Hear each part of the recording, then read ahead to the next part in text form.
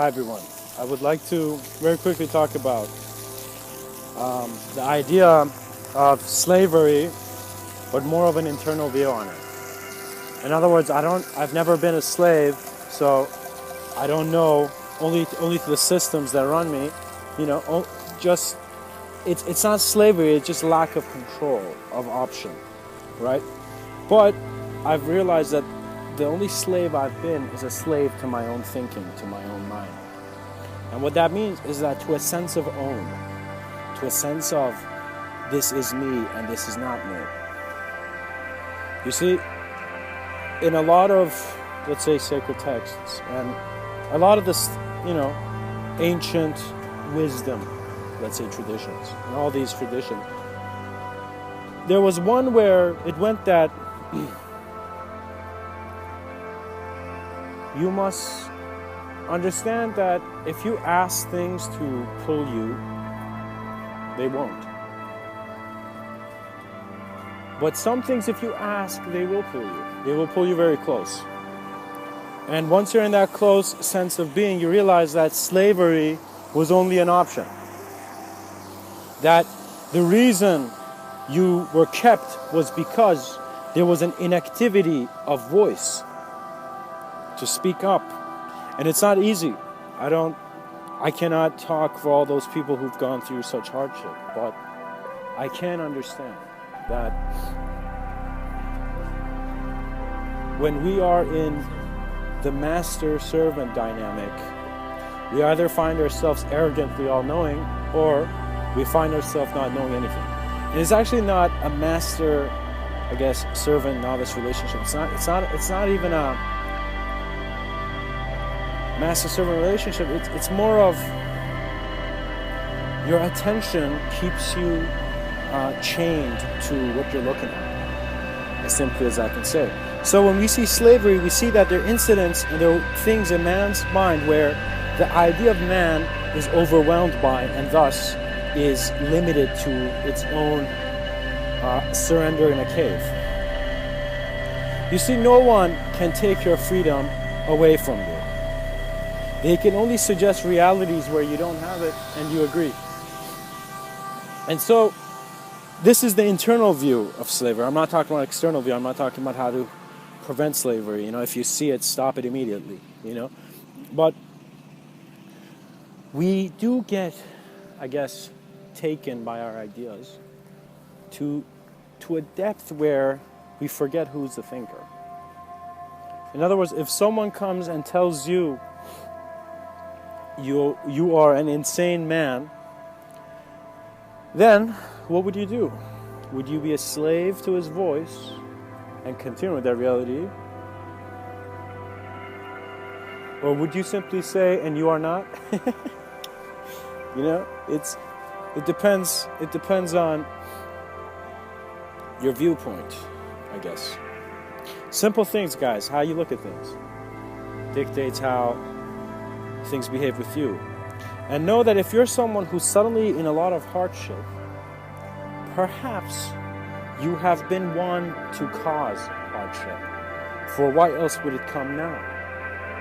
Why else would you be in your thick dilemma? And you realize it's your insensitivity to your action and your ideas that motivate actions that you lose awareness of the process you're in, and you find it an unconscious spiral. And there's nothing wrong with being in an unconscious spiral. It's just that your intelligence works differently. In other words, when you don't have a body, your intelligence works differently, in my view. This is my views, of course. And your intelligence is not limited to an ego, so it is an existential movement. In other words, you see yourself guided by your higher sense of who you are. If you choose to be a man, you will be guided by men to fade. If you choose to be something else, you will still be guided to fade. When I say guided to fade, as in dissolution is natural. Destruction is as natural as construction. It's not just construction. A utopia is not just construction. A utopia is the present awareness, in my view. I guess let's not say a utopia. A very efficient civilization would be one that is acknowledging both elements.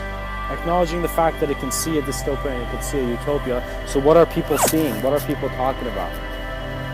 Am I meeting more hopeful people or hopeless people? And if you're hopeless, you haven't looked at yourself good enough. Because your greatest sense of hope must come from your greatest sense of wanting to reach the peak of your experience here. In other words, who wants to order a meal and not eat it? Take a bite out of what it is that you find is your higher sense of knowing, which you're seeking. And always know, as Rumi has said beautifully, what you seek is seeking you. What you seek is seeking you.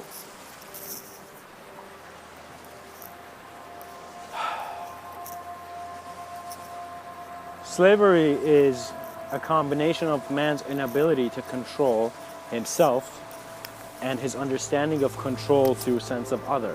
In other words, once you just control your body, you don't have enough. You need to control energy, resources, influence, power, reputation, behavior. And once, let's say you control, let's say right now you were no longer a slave to anything, I gave you everything. You had every condition fulfilled. Every single thing that you choose in your life or you didn't have, imagine I give it to you now. What would you do next? You would realize you'd get tired of just constantly seeing things, so you'd want to get to the truth. So you realize it's not about, putting on a costume and wondering who I am. It's not about costumes. It's about vision. The vision that knows that it can be more. Just the fact that there's a potential and a possibility to know more opens up our sense of being to greater explorations of self. We must explore ourselves greatly to understand the greatness that lies within us. I mean, it's not a joke. You're not here to just be a limited version of you. Be unlimited, be limitless. Seek eternal value, seek eternal ability. And what that means is that not that there has to be someone who's resisting the change of forms, our temporal nature, but to understand that the nature that is allowing such temporal behavior to even occur is one of great expanse. And we need such expanse we need expansive vision. And so it is up to you to find your expansive vision. Thank you.